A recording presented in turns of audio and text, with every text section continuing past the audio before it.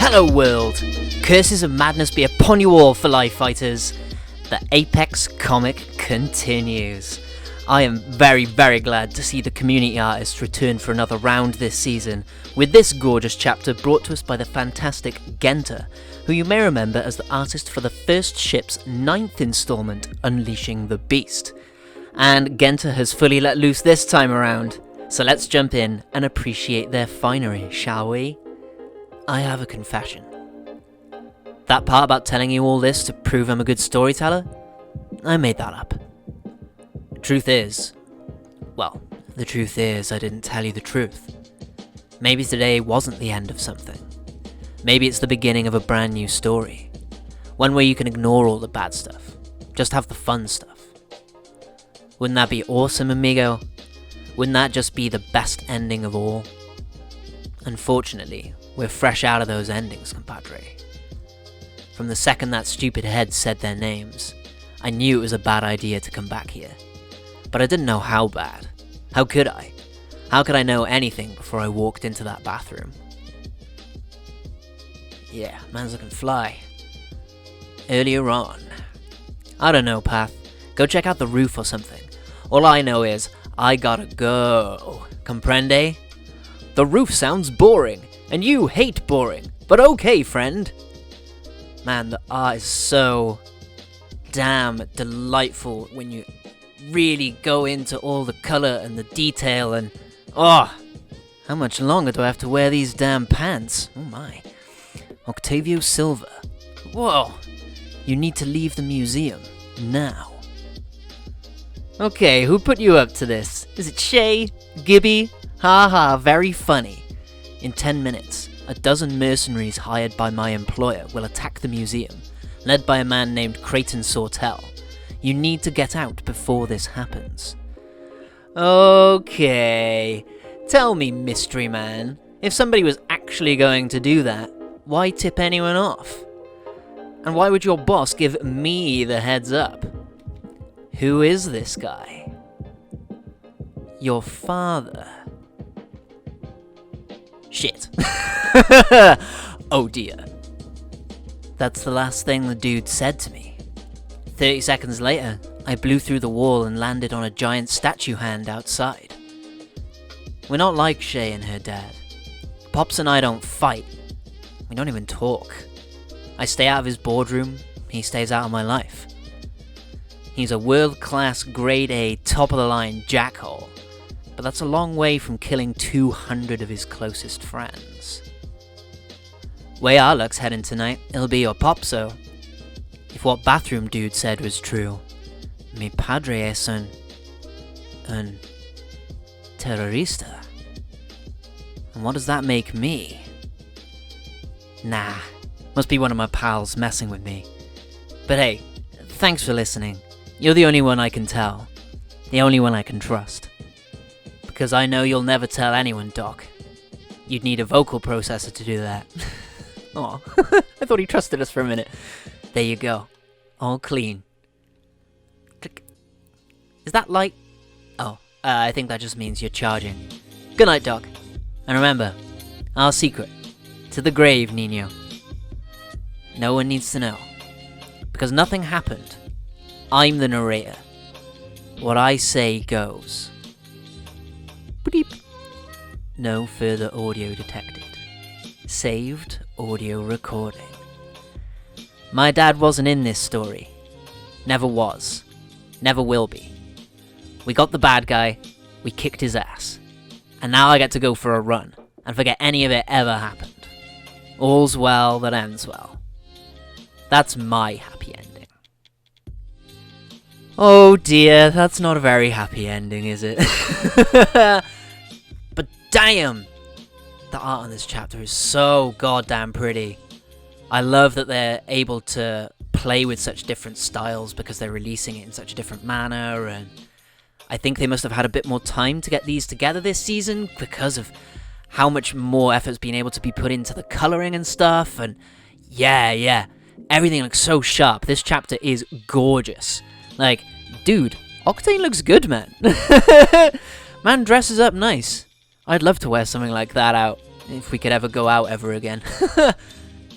But yeah, this beginning, making up being a good storyteller? No, you were.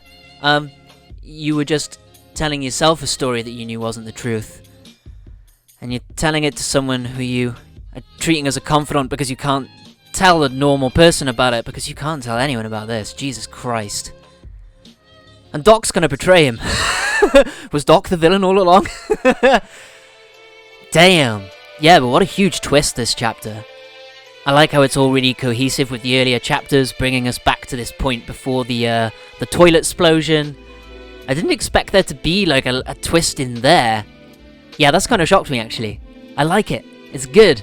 Setting bigger, way bigger things up to come. That not only has Duardo Silva potentially started causing some shit, Octane is now obviously somewhat implicit in that.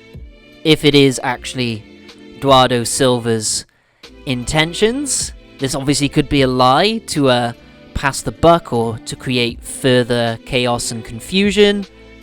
And it really depends on what this has been done for. Is Duardo Silva trying to instigate like a power grab of Olympus? And he's used the sort of more ideologically framed Phoenix Rising, Creighton Sawtelle, as sort of like a proxy? Is he just literally committing a power grab to consolidate power for himself? Or is there further reason behind it? Is he trying to destabilize the Syndicate, for instance? Or to push Olympus towards a more appropriate goal for his further ends? There's also, as I mentioned, is it Duardo Silva? Like, we had the beginning of Family Portrait point out that we definitely don't know who the real villain is, and it's going to be a bit of a shocker. And Tom Cassiello has hinted that Caustic is involved somewhere here. That could make sense with Doc potentially being hacked, as Hack was hacked during the Broken Ghost, and that was seemingly linked to either Caustic or Revenant, most likely Caustic. Caustic, therefore, could have hacked Doc. The audio recording could obviously just be Octane being a fucking idiot. It could be a total accidental thing, like Mirage recording his message to his mum. But given where the drones come from, theoretically this is a Shay drone, Darion Shay. Is Darion involved somehow in manipulating the drone to record this audio? Has he been using it to listen in on his daughter? Again, is it just an accidental thing? It's just a feature of Doc that has been installed for posterity? The idea of keeping track of his daughter definitely fits a bit better to me now, with how sort of like emotionally abusive that family's relationship is.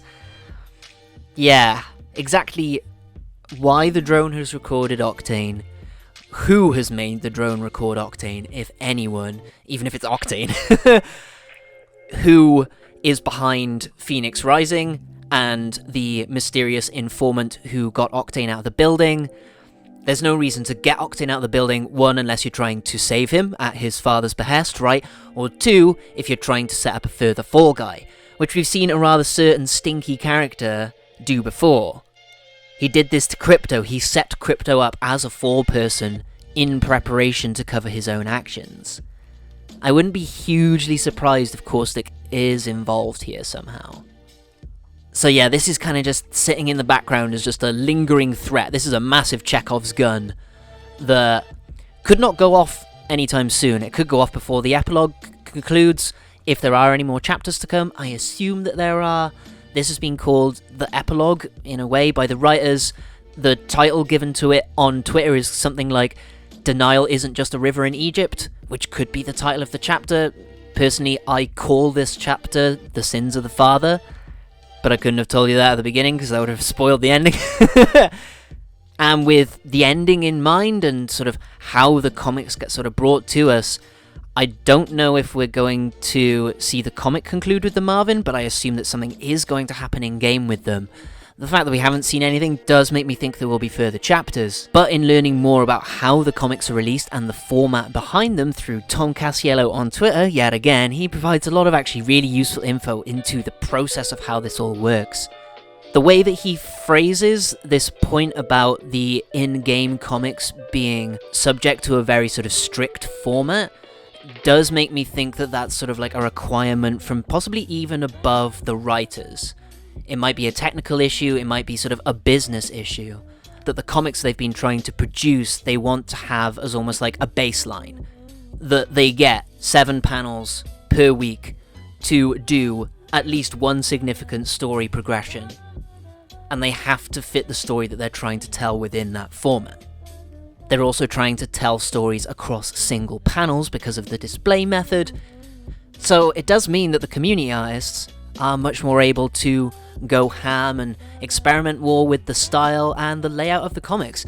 And I think that's amazing. I think it'd be great if they could actually link them in-game somehow, like the links on the right-hand side, the web links, just including them in there I think would be a massive help, because Tom has also revealed that seemingly they only have word of mouth and Twitter as their sort of marketing or advertising for these comics, which again makes me think there are some business decisions behind how this is being released and why.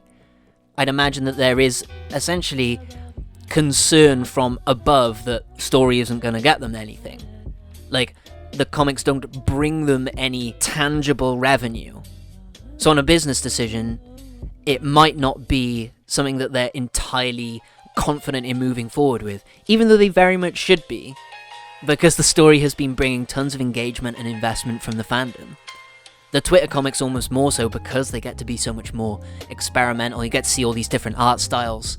It's fresh and it's new, and there could be more done with it, but as they apparently can't, again, I think that there is some kind of business decision that's gone into how we receive the comics.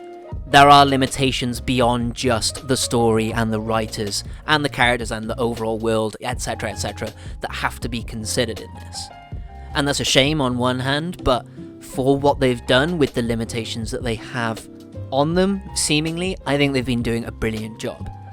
This chapter again is an awesome twist that's totally upended everything that we've been thinking about. It's added loads of depth to Octane, both through his like over-the-top narration, like his eccentricity, one just like pushing his overall character, but two, also giving us that further insight by this ending twist as to what it was all for.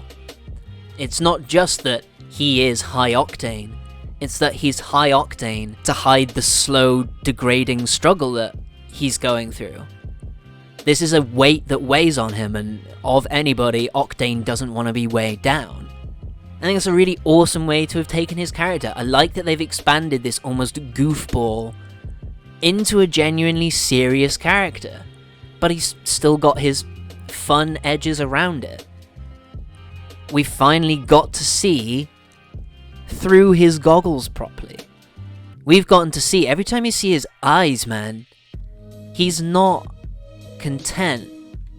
This sort of struggle of his relationship with his dad has finally given us the insight into the real Octane. I think that's cool as fuck. The fact that his parents, or at least his dad, also makes drugs for infants? Oh, yeah, he is a world-class grade A, top-of-the-line jackhole. Is it a long way from killing 200 of his closest friends? How close does he consider the friends? Yeah. There's a lot of interesting shit that's been built up in this.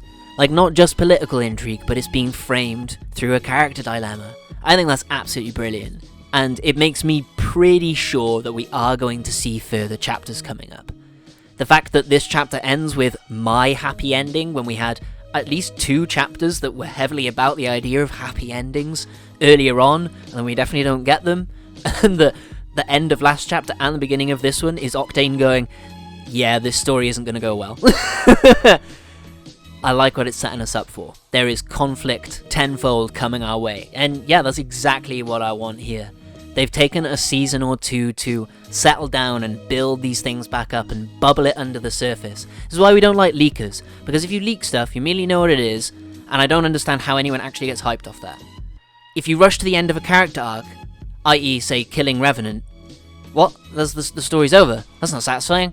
Let me go on a journey with it. Let's have some fun, let's have some trials and tribulations along the way, shall we?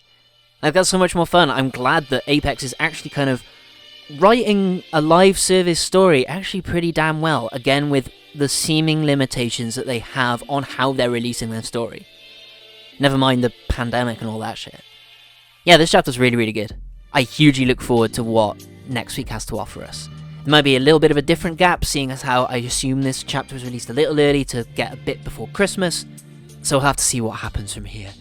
Again, I just want to point your attention to the fantastic art drawn by Genta. Go show them your support, at least on Twitter.